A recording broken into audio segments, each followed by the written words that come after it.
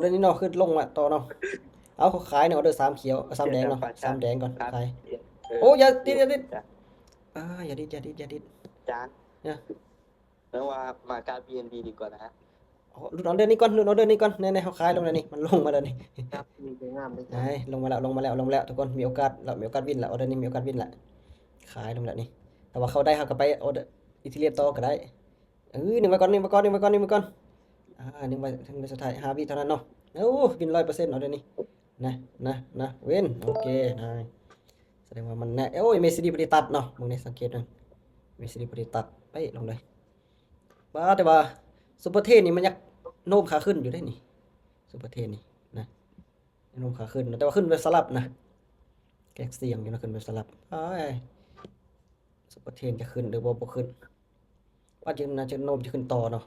เอาขอซื้อตับเทนบ่ดูเอาซื้อตับเทนบ่ดูอิตาเลียนคือเก่าพอพันเลยจ้ะมองว่ามันจะขึ้นไปไส้ก่อนนะมันจงไปไส้นิดนึงมันขึ้นมาเก็บไปไส้โอ้ยสลับซ้ำบ่ได้ติว่ามันจะลงตาม MACD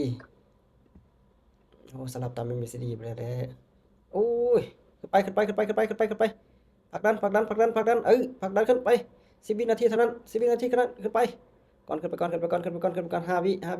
มีโอกาส5 วิมีโอกาส3 วิ2 วิ1 วิวินโอเคเอาวินก่อนนะ เขาได้เสือบัวเลยออดเลยจ้ะ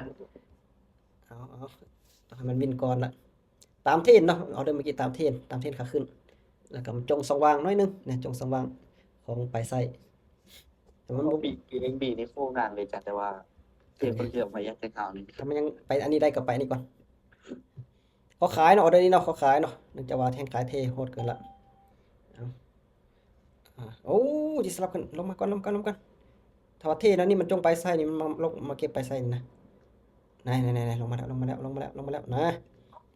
มาแล้วนะมันต้องลงนะออเดอร์นี้นะยังไงก็ต้องลงนะ เขาได้ดีมาจ้ะโอ้ยดีขึ้นไปซ้ำลงมาก่อน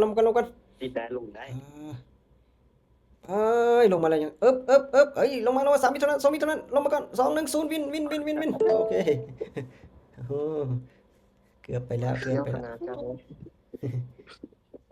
บัวเสียวห้าออเดอร์ในการเดียนออกเบิ่งเรื่องจ้ะว่าอยากจะเฉียนนะเอาละติดเอาเรื่องนี้แหละเอาเรื่องสำคัญเอาเรื่องติดหรือบ่ได้หาติดกันแล้วตามเป้าหมายแล้วก็พอละปอดโอ้ยสวิงแห้งเกินอย่าบอกเลยเอาเดี๋ยวนี้สวิงแห้งโพดนะบัวได้กองขวัญเลยจ้ะเป็นยังพอมันพุ่งแห้งโพดนะขึ้นลงโอ้ยขายก็ดีเนาะมึงดิปาดโอ้อาจารย์ลองเข้า BNB บนดูจ้ะออเดอร์นี้ก่อนเพราะว่าเขายังบ่พลาดจากออเดอร์มาที่อีเทียมนี่ใน3ออเดอร์ติดทูลงมาใส่เนาะโอ้ยขอตาม MACD นี่ได้เลยทรงนี้เนาะนะปิดขายหมดทุกออเดอร์เลยแต่ว่าปิดซื้อออเดอร์นึงอีกนี่เนาะเอาซื้อนะมาออเดอร์นี้ถ้าว่าเข้าได้นี่ก็ถึงตามเป้าแล้วได้นี่โอ้มันจะกลับกันไปอีกMACD ผัดตัดลงแต่ว่าซูเปอร์เทนมันไปซื้อแบบนี้เนาะแบบนี้ตามโซนนะครับรุดลงมาได้บ่ถ้าบ่รุดนี่จะซื้อ1ออเดอร์เด้อออเดอร์นี้นะเอาตามเลยสไนเนาะอันนี้บ่รุดขึ้นฟ้าขึ้นไปบัดนี้ขึ้นไปขึ้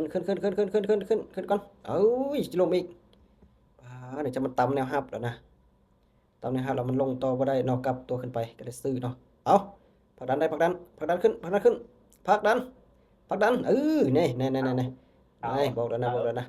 มันต้องขึ้นนะจังหวะนี้นี่นี่นึงไปก่อนนึงไปก่อนเด้อ3 2 1บินวินโอเควินรัวเลยตามเป้าหมายเดี๋ยวนี้50 เหรียญนี่โอ้ยแป๊บเดียวนึงเนาะคืออาจารย์ตามเป้าได้มาเลยยักษ์หัวเนี่ยพลาดได้2ออเดอร์เนาะพลาดได้2ออเดอร์ทุกคนเนาะเอาออกเริ่มได้10 เหรียญนี่ขึ้นไป10 เหรียญแล้วก็วินแล้วก็พลาดแล้วก็วินแล้วก็พลาด1แล้วก็วิน4ออเดอร์ติดเนาะแต่ว่าก็บ่คูณเงินได้15 เหรียญน้อยเดียวนึงก็ถือว่ากำไรตามเป้าหมายได้ทุกคนอยากให้ทุกคน5ออเดอร์จ้ะ5ออเดอร์ก็บ่ได้รางวัลแล้วครับออเดอร์แล้วโอ้ไม่ขึ้นงามเลยวันนี้เนาะเอาแบบม้วนๆเอาแบบน้อยๆเอาเนาะมีกำไรแล้วก็เลยพักแล้วทุกคน